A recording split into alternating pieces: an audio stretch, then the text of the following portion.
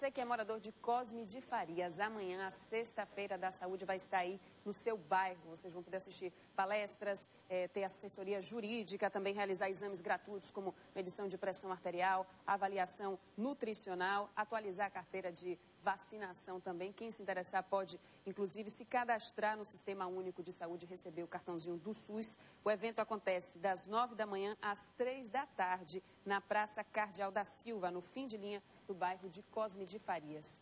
Foi retirada do mar a cabine do helicóptero que caiu na praia de Itapororoca, em Porto Seguro, no dia 17 de junho e matou 7 pessoas. Cerca de 35 homens da Marinha, da Força Aérea Brasileira, do Corpo de Bombeiros, com a ajuda de pescadores locais, trabalharam durante todo o dia de ontem. A cabine estava a cerca de 200 metros da praia e foi preciso usar um trator e um guincho para tirar ela do mar. O material foi enviado para que sejam feitas as primeiras avaliações sobre o acidente. Um dos investigadores disse que a aeronave estava com ocupantes acima do permitido, mas não comentou as possíveis causas do acidente. Ele disse que só 6 pessoas podiam estar aí, entre crianças e adultos, mas havia 7 pessoas na aeronave no momento do acidente. A cantora de axé, Viviane Trípode, foi parar numa delegacia depois de ser flagrada usando maconha. A artista passou mais de 1 hora prestando depoimento na delegacia de tóxicos e entorpecentes. Ela foi flagrada consumindo maconha em uma praça no bairro da Pituba, uma praça aí que é conhecida como Praça da Maconha. A cantora foi detida durante a Operação Ordem na Casa, comandada pelo Departamento de Narcóticos e o Departamento de Crimes contra o Patrimônio. No carro em que ela estava foi encontrada uma pequena quantidade da droga e outras 2 pessoas estavam com ela, foram também conduzidas para a delegacia. A cantora foi ouvida e liberada. Antes de sair da delegacia, confessou ser usuária de maconha. O veículo foi apreendido porque o licenciamento está atrasado. Agora o Baianoá vai trazer as notícias de esporte com Silvio Mendes.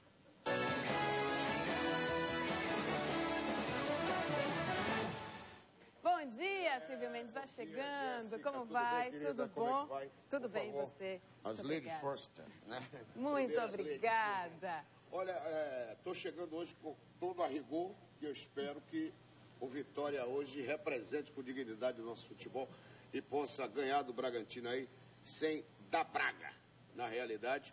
E vai ser até um jogo que o Vitória pode ganhar e não subir para o G4. Mas não adiante não, a gente já vai falar de Vitória, agora a gente vai falar da Copa 2 de Julho. Para muitos clubes que disputam essa Copa de Futebol Sub-17, ontem foi dia de decidir vaga para a segunda fase do torneio, não é mesmo? Vamos ver esta matéria que a gente tem aí no ponto. Estamos... Bancada uma torcida curiosa. Aqui não se torce para o time, e sim para os jogadores. Hoje a gente tem que torcer pelo nosso filho. Pedro, tá lá o camisa 10 do Galícia. Meu filho joga, meu zagueirão, Marcel. No fim da primeira fase da Copa 2 de Julho, um confronto de iguais. As equipes da ABB e do Galícia precisam da vitória para ficar com a segunda vaga do grupo. Uma chave que tem o São Paulo como líder, mas para os diretores dos 2 times, participar da competição já é uma vitória. Nosso grande foco é o lado social, participar, lutar para classificar, mas ter a dignidade de saber perder, porque só em estar aí já estamos contribuindo em benefício do cidadão que vem em primeiro lugar e depois o atleta. A Copa 2 de Julho chegou aí e espero que nunca mais saia, né? Que fique no calendário do futebol brasileiro aí por muitos anos. Para os jogadores, a Copa 2 de Julho é uma vitrine que permite sonhos ainda maiores. Tem muito olheiro aí, a gente está fazendo nosso melhor para um deles escolher a gente e ir para fora. Trabalhar para esperar a chance para mostrar no profissional. É um sonho? É um sonho desde pequeno. Pois é, o Galícia venceu a ABB por 3-2 e está classificado para a próxima fase da competição. Mas vamos falar de Vitória então, Silvio? Que expectativa para o jogo de hoje? O Vitória hoje ele não pode tomar cotovelada de Hulk, né? Porque uma cotovelada de Hulk derruba qualquer um. Como é cotovelada de Hulk? Você já pensou aquele mão verde lhe dando uma cotovelada? Você vai aguentar? Eu não aguento. Varela não aguenta, ninguém aguenta a cotovelada de Hulk. Então o Vitória tem que ganhar hoje do Bragantino para ficar ali como porteiro do G4. Porque ele vai depender ainda de uma derrota do Americana. O Americana joga em casa contra o Boa Esporte Clube, que era Ituiutaba. Aí passou para Boa. Só na CBF acontece isso. Só no campeonato regido pela CBF, pelo Vigílio Elísio e comandado pelo Ricardo Teixeira, é que acontece isso. Porque eu queria ver no campeonato inglês começar com o nome de Manchester United e mudar para United Manchester. Né? Só aqui no Brasil mesmo. E ainda fica o presidente da Confederação Brasileira de Futebol ameaçando, pensando que esse país aqui não tem lei, que não vai dar credencial para isso, não vai dar credencial para aquilo, vai proibir emissora de... mas deixa ele para lá. O assunto mesmo é o Vitória hoje contra o Bragantino. Vitória ganhou um problemaço de última hora. Aquele negócio de rachão. Aquela peladinha que se faz antes de jogo, às vésperas de jogo. E o zagueiro Alisson saiu sentindo o joelho, vai ser reavaliado ainda hoje para ver se joga. O Gabriel Paulista está pronto para entrar no lugar do Alisson. E o Vitória pode hoje ter a despedida do lateral direito, Nino Paraíba, que vai ser vendido a um grupo de investidores. E esse grupo vai repassar o jogador para o Atlético Mineiro. Porque Vitória e Atlético Mineiro estão aí rusgados e não estão se entendendo. Então, a Vitória pode ter hoje a estreia de Felipe Alves, o goleiro no lugar do Fernando, que se machucou, tem uma distensão muscular, o Nino, o Gabriel Paulista ou o Alisson, o Maurício e o Fernandinho, aquele mesmo meio de campo com o Rodrigo Mancha de um lado, com o Zé Luiz do outro, o Giovani, e na frente ele tem um salutar problema. Ele tem o Edu para jogar ao lado do Neto Baiano, ele tem o Marcelo para jogar ao lado do Neto Baiano, ele vai decidir ainda nos vestiários. É hoje em Pituaçu, não é isso? Hoje em Pituaçu, 9 horas da noite. Agora, não pode o Vitória dar mole, porque se ele der mole, ele vai se afastando, só vamos ver o Vitória de luneta. Tem que ficar ali, porteiro do G4, ganhar hoje, torcer para o Americana perder para o Boa, o Americana ter feito dever de casa. Então a gente fica na expectativa do que possa acontecer. Silvio Mendes, muito obrigada mais uma vez por sua participação aqui no Bahia no Ar. Segunda-feira você está de volta, não é isso? Com fé em Deus. E se lembre, hoje é sexta-feira, é dia de colocar o tênis.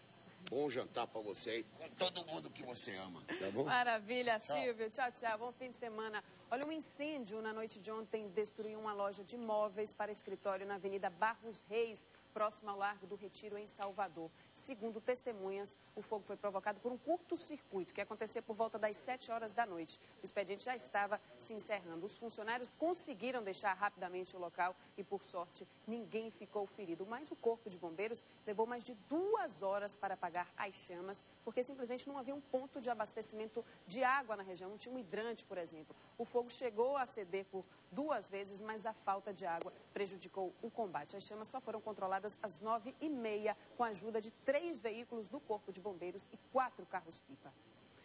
Olha, ontem nós mostramos aqui no Bahia no Ar o caso de um bebê aparentando 1 mês de idade que foi abandonado em um ponto de ônibus no bairro de Valéria, em Salvador. A criança foi encontrada por 2 pedestres que avisaram a polícia militar.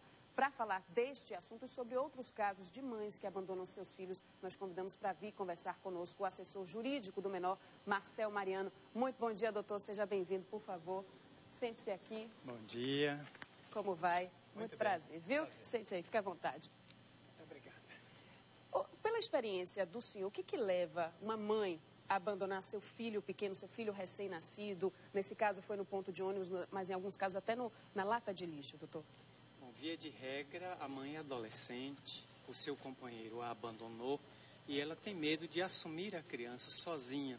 Os custos, a manutenção daquele filho e esse desespero faz com que ela projete a criança no abandono, deixe na própria maternidade ou cometa casos hediondos como esse, que é jogar no lixo a criança, jogar em um terreno baldio ou entregar uma pessoa inidônea. Geralmente é o desespero de estar sozinha para criar aquele filho. E de um modo geral, esses pais, essa mãe que abandona o filho ou os pais da criança, eles são encontrados pelo juizado? Via de regra, alguns dias depois, porque nós estamos considerando o chamado estado puerperal, aquele estado pós-parto. A mulher fica invadida por muitos hormônios e ela tende a ter a chamada depressão pós-parto, que dura em torno de 30 a 45 dias, segundo os relatos médicos. Acreditamos que, passado este período, ela caia em si. E aí vem o sentimento de desespero, vem o sentimento de remorso, e ela então entra em contato com o juizado. Quando não é ela ou é o pai, entra a família estendida, a avó, um tio, um irmão maior, que procura a criança. Aí procuramos identificar a pessoa, saber quem é a família, ouvir a história e, não raro, volta para a família. Mas se esse bebê não tiver ninguém que venha procurá-lo nos próximos dias, daqui a mais ou menos 20 a 30 dias, ele será disponibilizado para adoção. É tão rápido assim esse processo de adoção? Se não aparecer em 30 dias, ele vai para adoção? Tem sido o tempo médio que a gente aguarda para que as pessoas apareçam da família e dê algum sinal de que tem vínculo com aquela criança. Se não surgir, a criança não pode ficar indefinidamente no abrigo. Então, ela é disponibilizada para adoção, ela é incluída no cadastro de adotandos de Salvador e o juiz chamará a primeira pessoa que estiver na fila, a número 1 do cadastro de adotantes, para ver se é compatível o perfil que traçou com aquela criança. O que acontece com a mãe que abandona? Ela é punida, se for encontrada, né? Ela é punida, ela pode ter a guarda do bebê de volta ou a família pode se encarregar de cuidar do bebê caso ela não possa? Se ela aparecer, ela pode ser enquadrada no artigo 133 do Código Penal, que é abandono de menor. E isso dá uma pena de 6 meses a 3 anos de cadeia. Mas, em princípio, nós estamos trabalhando com a lei da misericórdia.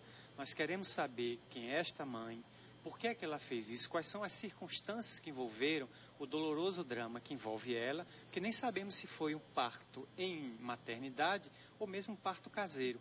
Essas circunstâncias, ficando esclarecidas, vão nos dar a dimensão do que fazer. Doutor Marcel, muito obrigada pela participação e pelos esclarecimentos. E lembrando, se você tiver alguma informação aí sobre o caso desse bebê, 0800 71 3020 é o telefone do Juizado de Menores, ou você pode falar com a Polícia Civil no 190 e entrar em contato, né, com eles e dar informações sobre os pais, se você souber.